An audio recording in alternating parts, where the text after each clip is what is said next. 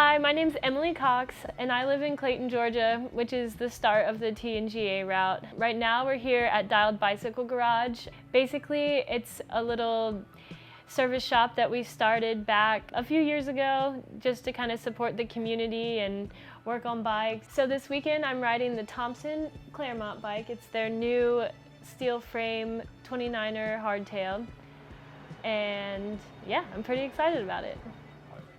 Okay, so this weekend I'm doing the TNGA. It stands for Trans North Georgia Adventure.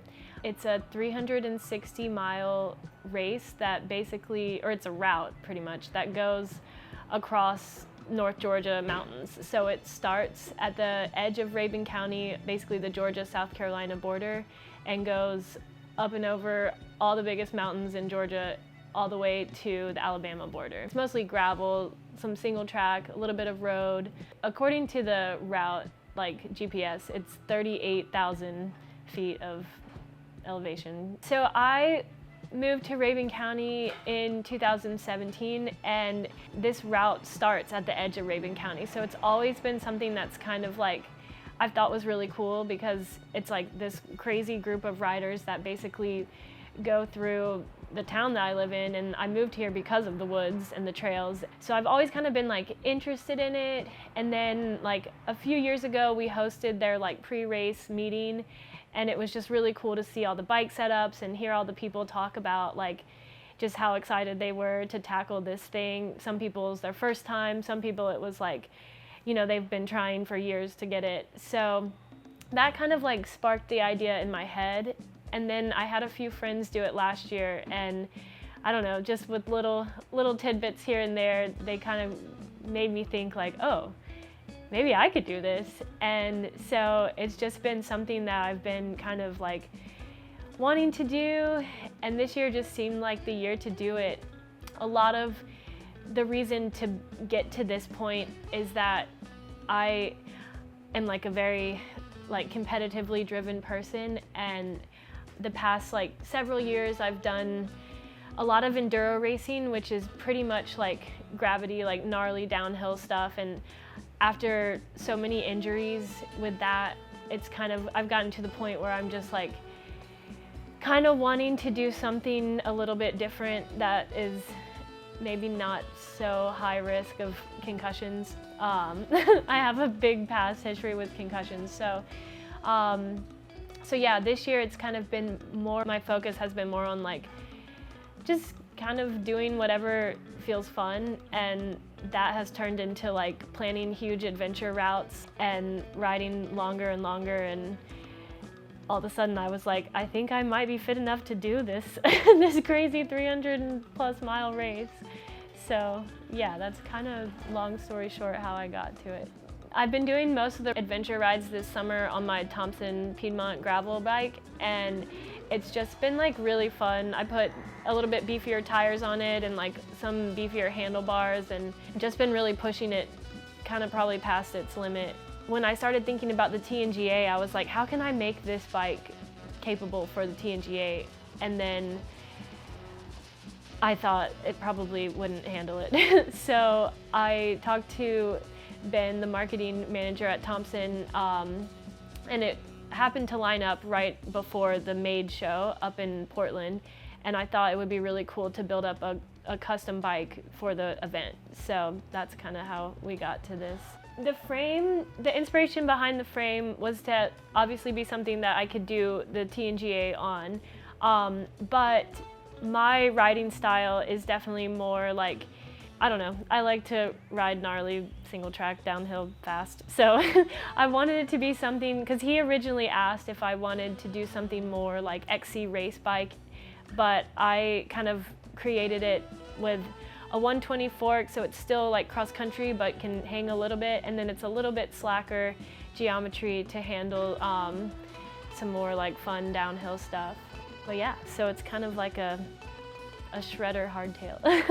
Yeah, so this race is definitely gonna have a lot of highs and lows.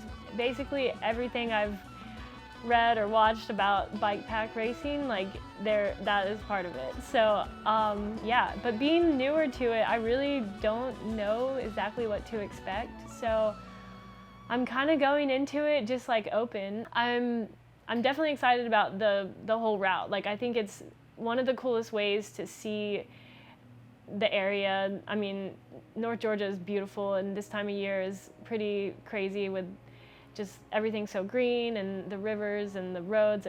It's gonna be beautiful. I think the hardest part for me is gonna be like being sleep deprived, honestly. Like, I'm definitely a big sleeper, and yeah, I'm camping in a bivvy. I've never even done that before, so I'm borrowing a bunch of stuff for this thing and trying to figure out how to pack it all onto a bike. I am definitely somebody who likes to overpack, so I like to bring extra socks, extra everything. So having like very, very minimal of snacks and socks and everything is just gonna be a big adjustment, but I think I'm ready for it. But yeah, no, this past year, honestly, for me has been like a bit of a transition, so with just like life stuff. So I think part of this is like the whole journey of like, I don't know, just like kind of like switching up my like goals and focus. And when we talk again at the end of it, it will be cool to see like kind of what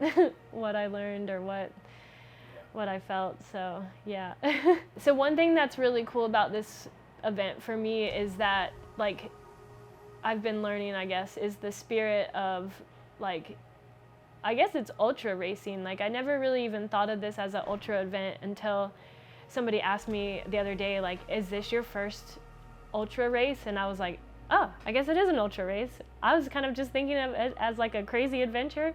But yeah, I think the more I thought about ultra racing, the more I'm like, okay, this is kind of like the anti-race. Like, I have been like training for enduro the past several years, and it's so high intensity and so like you're racing for seconds, and you're racing for like being perfect and like such consistency and like sending your life on the gnarliest things. But this is like really attrition. Like, it's so much more just like physical and mental and just like pushing yourself and being in yourself and like, yeah, just like getting to where you can get, and honestly a lot of it is just making it to the finish line. So I think that's really cool with this whole bike packing race idea.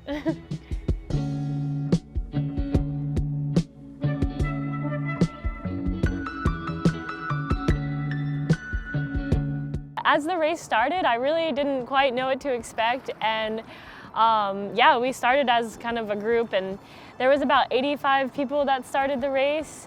And as we were all pedaling off, I was kind of chatting with people here and there, and honestly trying to figure out the whole vibe of it. And yeah, I got some good advice that was basically, anytime you're stopped, it's counting toward your time, so make all of your stops efficient.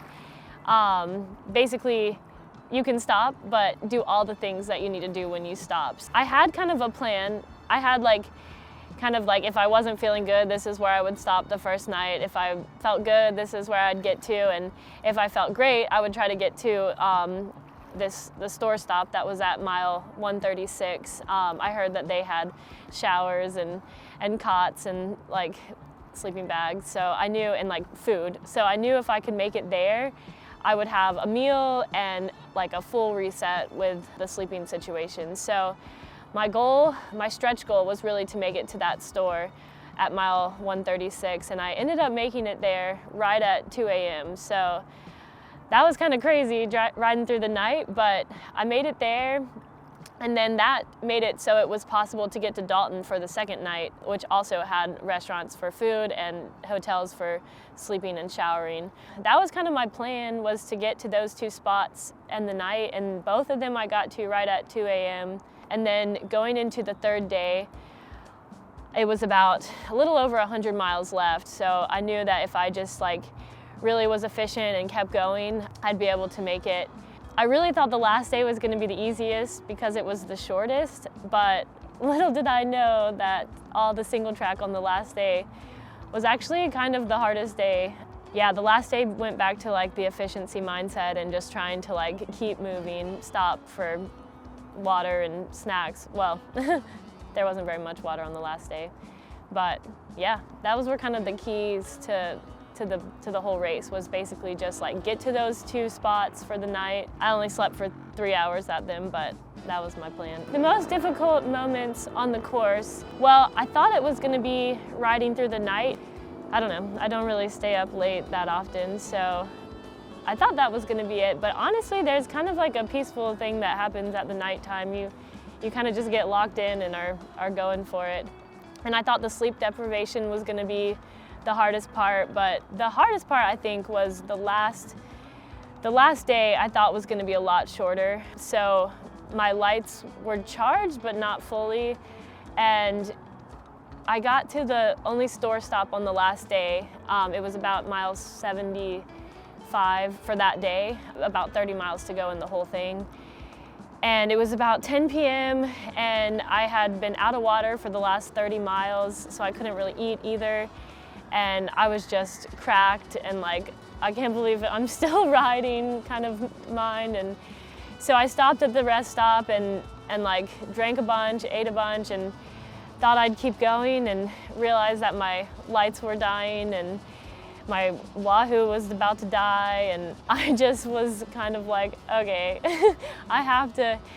At that point also I realized that I had, I guess, till 3 a.m. to break the record, so it was like kind of motivating me to keep going and like keep pushing. But yeah, basically I started on the road and then I realized I was off course. I think I had gone about 2 miles off like in the wrong direction, or just like past a turn. And so when I realized that, I turned around and I was like trying to get back onto the course, and honestly, I had a bit of a meltdown. I think it was more of an adrenaline meltdown than anything. Pushing hard in the wrong direction kind of just sent it all off. But once I got back to the course, I just stopped and let myself finish my meltdown. Let's get it all out. And then told myself, like, you can do this. Your legs are fine. You have the moonlight. Like, honestly, it was a full moon, so I really didn't need much light. And I just told myself I have 20 more miles and I have 3 hours to do these 20 miles in order to get the record. So I just like collected myself, told myself you gotta get together. And yeah, really, really pushed hard for those last 20 miles. And yeah, that was the hardest part. Yeah, so prepping for this race, again, I didn't quite know what to expect. Like, I didn't fully comprehend how long the race was. I was just like, well, just ride, you know.